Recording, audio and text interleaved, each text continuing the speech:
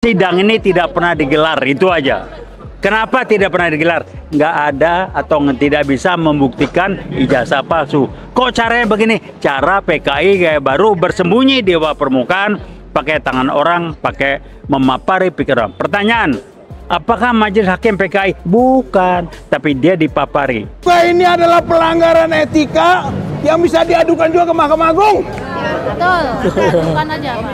Artinya rakyat tetap melawan. Ya, betul. Lawan. Tetap melawan ketidakadilan yang ditunjukkan melalui proses peradilan sesat.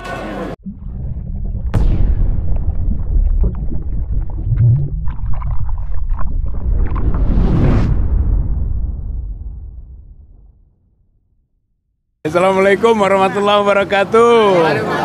Allahu Akbar. Allahu Akbar. Allahu Akbar. Prinsipal sangat setuju dengan perjuangan kuasa hukum.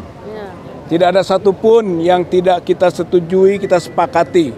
Gitu. Ini perjuangan yang nyata di bidang hukum, tapi juga memperjuangkan aspirasi rakyat.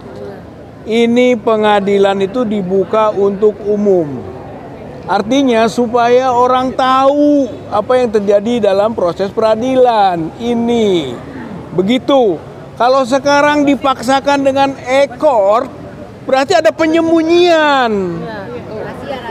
Penyembunyian kepada rakyat mengenai satu proses yang harusnya terbuka. Begitu. Oleh karena itu wajar dan sudah seharusnya bahwa kuasa hukum menolak, tidak setuju dengan ekor. Kalau diberi alasan bahwa itu adalah karena kita waktu daftarnya ekor, kemudian terus ekor, mengekor-ekor terus, gitu kan berikutnya, itu namanya menjebak. Membodohi, menipu. Lalu bisa dipaksakan dengan alasan perma. Ini nggak bisa. Ini harus terbuka untuk umum. Apalagi ini perdata. Perdata harus semua pihak didengar. Sepakati. Kalau penggugat atau kuasa hukum menggugat tidak setuju, hakim harus bijak. Mencari alternatif. Mengarahkan supaya disepakati. Kepada pihak sana juga tergugat. Ini tidak. Hakim memaksakan. Karena duit. Maka betul peradilan ini menjadi tidak adil. Dan hakim yang seperti ini harus diganti. Diganti. Bapak, Ibu, saudara sekalian, sebab kekacauan ini kan majelis hakim yang pertama, bahwa dia telah memutuskan satu agenda yang nggak jelas. Lalu ada mediasi. Jadi Bapak Ibu, mediasi kemarin melanggar hukum. Mediasi kemarin melanggar hukum. Nggak bisa diberi alasan oleh Otto Hasibuan, saya baru datang, kemudian mempertanyakan legal standing. Dia nggak ngerti. Dari awal ini legal standing sudah jelas. 10 kali sidang. Begitu. Dan itu ngeles. Sudah. Oke, bagus, kita hargai, siap menerima tantangan kita hadir. Tapi setelah itu ngeles. Membahas soal legal standing. Yang jelas nggak benar legal standingnya sama dia. Tergugat satu dari awal nggak beres legal standing. Tiba-tiba datang Otto Hasibuan mempertanyakan legal standing kita. Ini ngeles, ini nggak benar. Oleh karena itu mungkin saya usul nih prinsipal, di samping mengadukan nanti ke Ketua Pengadilan Negeri Jakarta Pusat untuk mengganti majelis hakim, juga ini adalah pelanggaran etika yang bisa diadukan juga ke Mahkamah Agung. Ya, betul. Bukan aja, Pak. Artinya rakyat tetap melawan. Ya, betul. Lawan. Tetap melawan ketidakadilan yang ditunjukkan melalui proses peradilan sesat. Ini namanya dwelling rechterlijk. peradilan sesat. Maling. Kita tidak boleh menerima peradilan sesat seperti ini. Kita akan terus lawan. Begitu. Jadi setuju ya? Kita ini rakyat. Rakyat kita ini harus melihat proses hukum. Kalau hukumnya nggak beres, hukumnya nggak adil, kita harus luruskan dan kita lawan. Lawan. Ganti hakim. Ganti hakim. Ganti hakim. Allahu Akbar. Allahu Akbar. Allahu Akbar.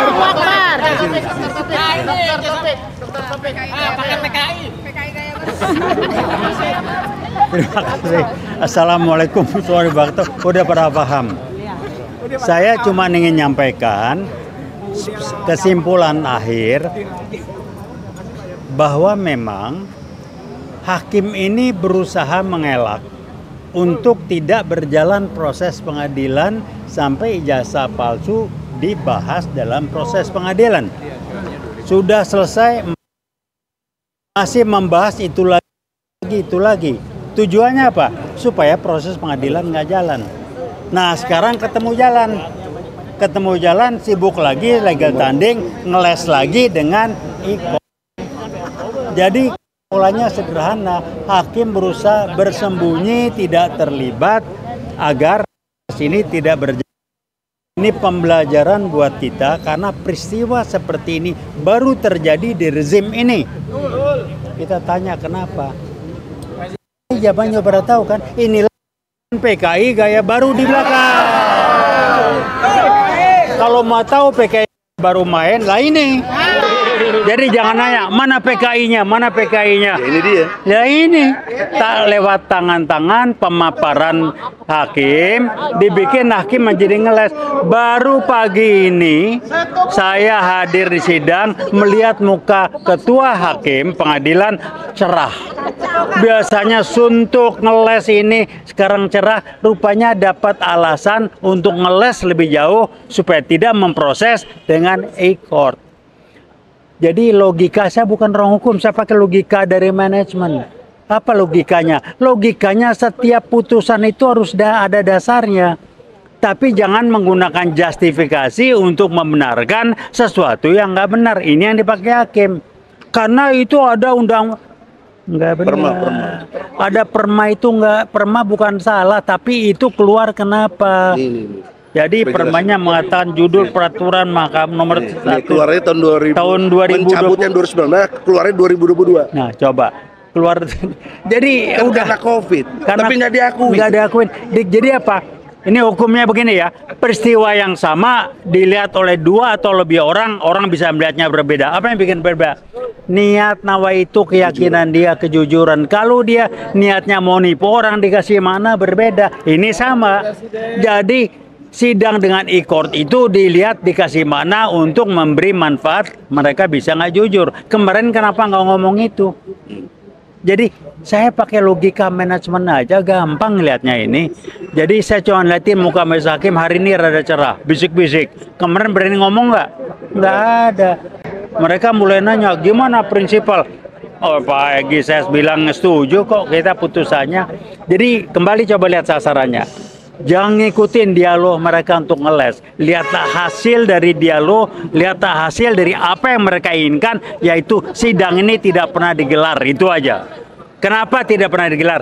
Nggak ada atau tidak bisa membuktikan ijazah palsu. Kok caranya begini? Cara PKI gaya baru bersembunyi di bawah permukaan, pakai tangan orang, pakai memapari pikiran. Pertanyaan, apakah majelis hakim PKI? Bukan, tapi dia dipapari. Paling tidak atasannya yang memerintahkan.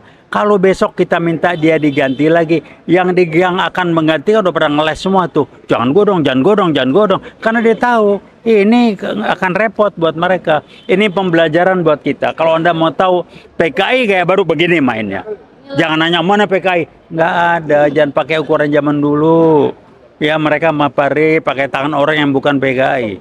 Tapi tujuan mereka satu, ngacak-ngacak, bikin masyarakat kacau, umat Islam dipecah belah, TNI diperlemah kalau perlu dihancurkan. Ini yang kejadian. Pakai buat pembelajaran. pakai buat belajar. Kalau ada yang lihat video ini nggak sepakat, ketemu saya kita ngomong. Saya siap. Terima kasih. Wassalamualaikum warahmatullahi wabarakatuh. Sebentar.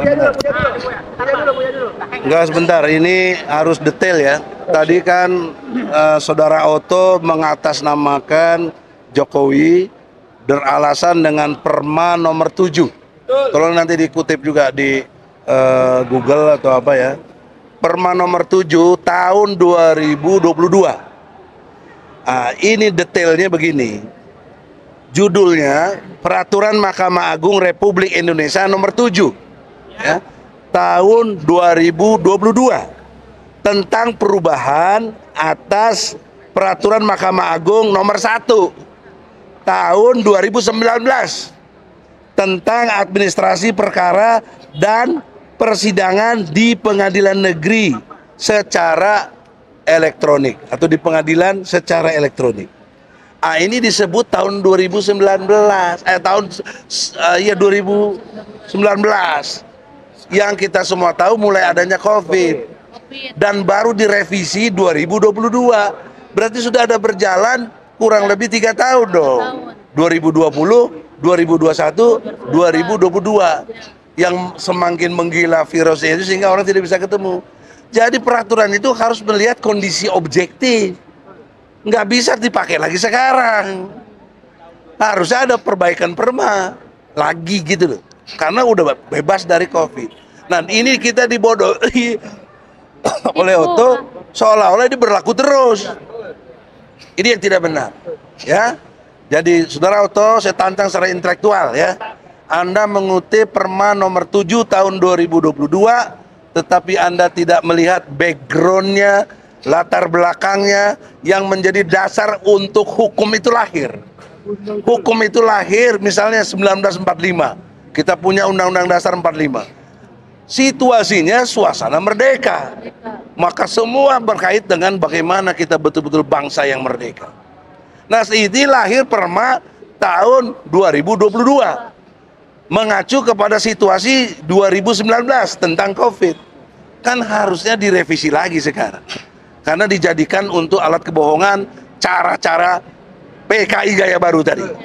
Nah, jadi tolong diingat ya. Jadi mereka lah yang sangat memudahkan atau membuat tipu daya lagi. Nah, saya teringat ini surat Al-An'am, ya, Al-Quran ini, surat Al-An'am, ayatnya 123 tentang akabiru mujrimin. Artinya ada di satu negeri pembesar-pembesar yang jahat. Presiden itu pembesar bukan? Besar. Jahatnya deh. Ini faktanya salah satu. Nah, antek-antek penjahatnya ini diazab juga oleh Allah. Kalau lihat nanti surat Al-Baqarah 165, 166, 167. Itu dasarnya. Ada Qur'annya, ada hadisnya. Sekarang lebih jauh secara agama bagaimana Fikri Bareno?